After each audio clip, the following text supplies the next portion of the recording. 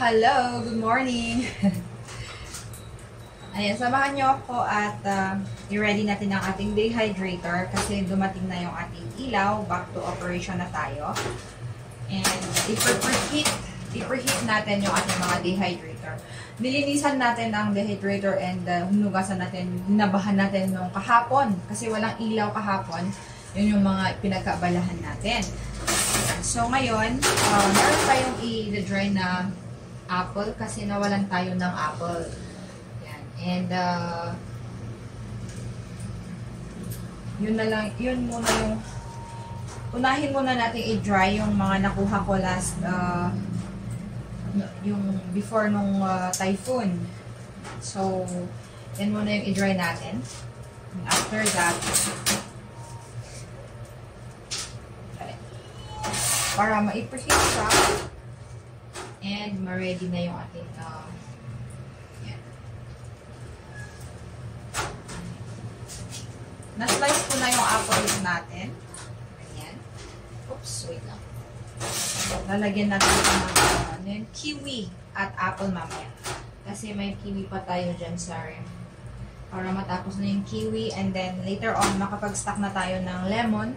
Hopefully hindi naapektuhan yung mga lemon kasi grabe yung Typhoon Uwan as in na apektado kami lahat dito sa Mountain Province. Okay. Isa pa. Maglagay tayo ng dehydrator sheets guys para hindi magdikit yung ilalagay nating prutas sa ating mga trays. Ang hindi ko nilalagyan minsan pag water, ano yun yung medyo malakas, yung texture niya is stronger yung sa pineapple at lemon. Pero minsan yung lemon kasi kapag yung medyo malalaki, yung malalaking lemon, mas magandang lagyan para hindi masira yung formula.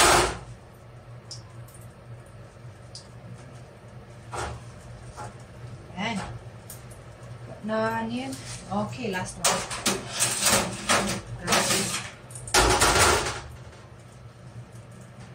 Okay. Good to i-dry natin sila. Ano yung ang tawag doon? Preheat. Para ready sila.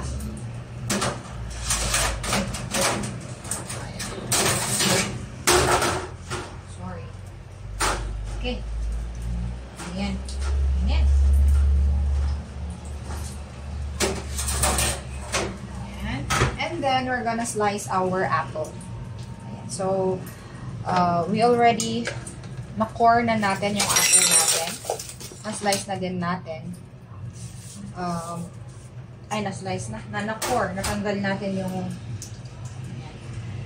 So, tinanggal ko lang yung yan. We peel the apple kasi ayaw natin yung mga ang tawag doon, yung wax doon sa kanyang balat. I-core natin din para diretso na.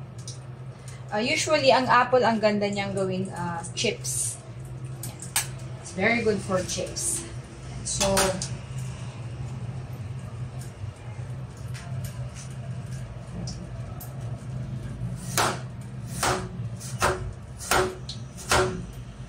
yes, mano-mano pa lang yung ginagawa natin sa apple kasi trinay ko sa doon sa slicer pero siguro dahil okay lang yung pagtanggal ko ng core kasi na-slice na siya ng ganito kailangan natin ng mas maliit na slices for our blend.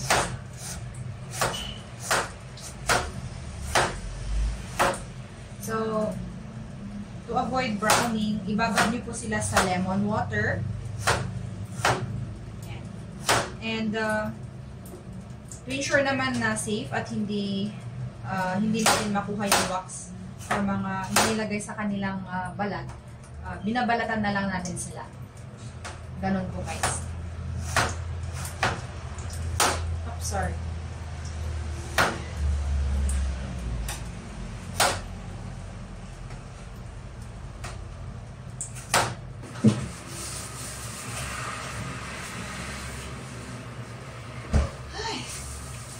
Ayan.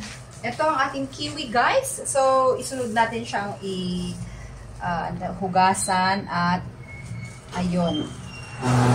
Tingnan natin kung okay pa sila. Oh, no. Parang may mga nasira. Sandali. Okay. Oh. Hindi ata. Parang ano yun. Balat lang. Ganon. Ayan. So, ito yung kiwi. Kiwi gold ata to. Kakaibang kiwi siya. Ayan. Sandali.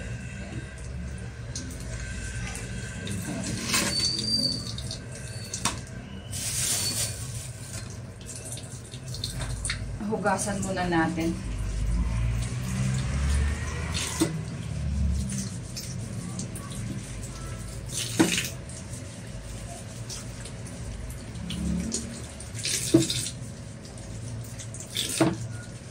Parang hinog na sila.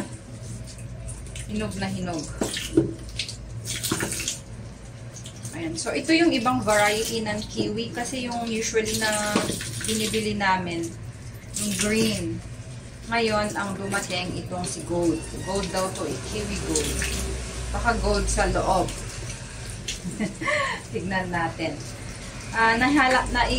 Natapos ko na yung apple na lagay dun sa ating dehydrator. Ito naman yung isunod natin. So, walang other way to slice this kundi kutsilyo. At least yung apple may core. Ito kasi walang... okay, siguro pag kwanto, pwedeng i-peel kapag yung matigas, yung half-ripe.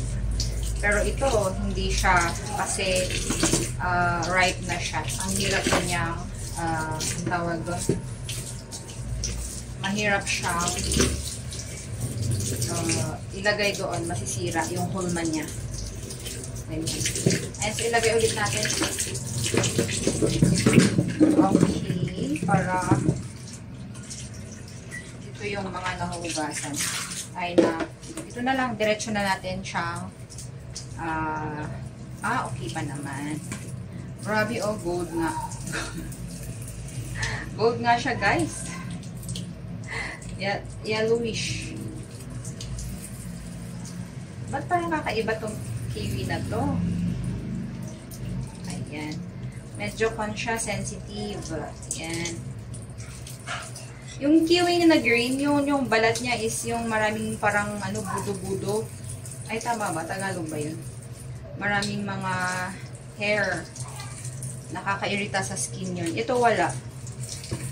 Ito yung variety na malinis yung skin.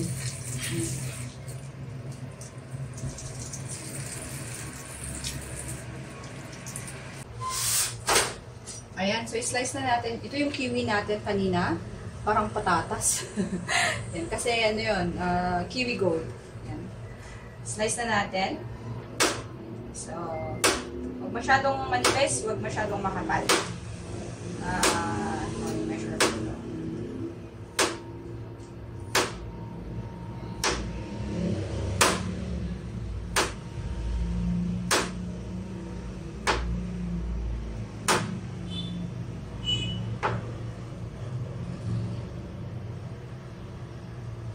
Tapos mga, mga ilang slices, 13.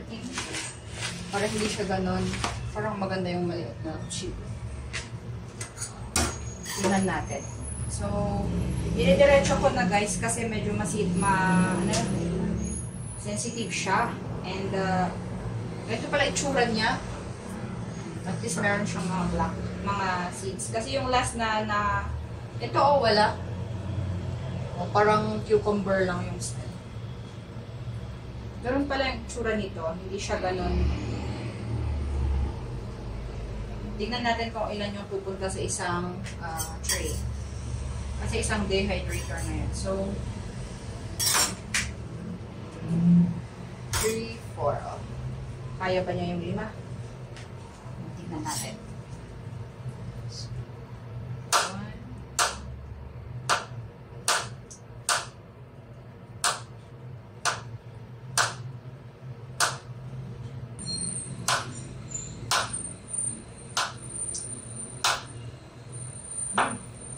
1. Kaya dapat guys, extra, ano, medyo matalim dapat yung knife nyo. Kasi kung hindi, masisira yung form ng ating fruits. Ito yung isang...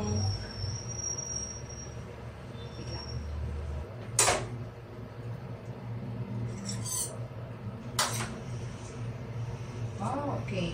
May mga sobra pa yung mga edges. Oh, parang kapal naman nito. Pag ganito guys, matagal kasi siyang ma-dry. Kaya, yung iba na dry na, yung ito hindi pa.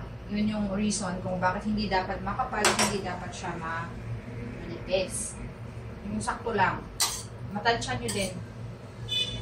Bakit? Kasi kapag sinasabi nilang measurement, meron naman paano mo mini-measure. Nakikita mo din naman. Basta yung sa isang kiwi, pwede na yung mga 13 slices. Okay na yung ganun. So yan guys, lagyan na natin. Samahan niya ang ating apples. Okay.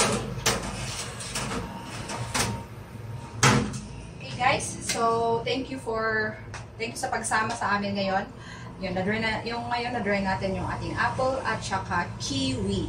So always 55 degrees and always maintain, lagyan natin ng dehydrator sheets para hindi sila magdikit. And you peel them. Peel natin kasi may mga wax or nilagay na, alam mo na, galing siya abroad. So, hindi sapat yung hugas. Huwag nang idagdag yung peel. Actually, sa pag-dehydrate kasi, mas maganda idagdag yung balat. Doon nanggagaling yung mga nutrients. Pero sa case ng dalawang ito, we don't need it kasi hindi na kailangan. Ibalatan na lang natin. Yan. Pangpaganda siya, pangpa-additional nutrition sa mga ibang fruits natin. Ayan. Thank you for... ito yung ginagawa natin ngayon kasi dumating na ang ating current at back to operation na tayo. Bye!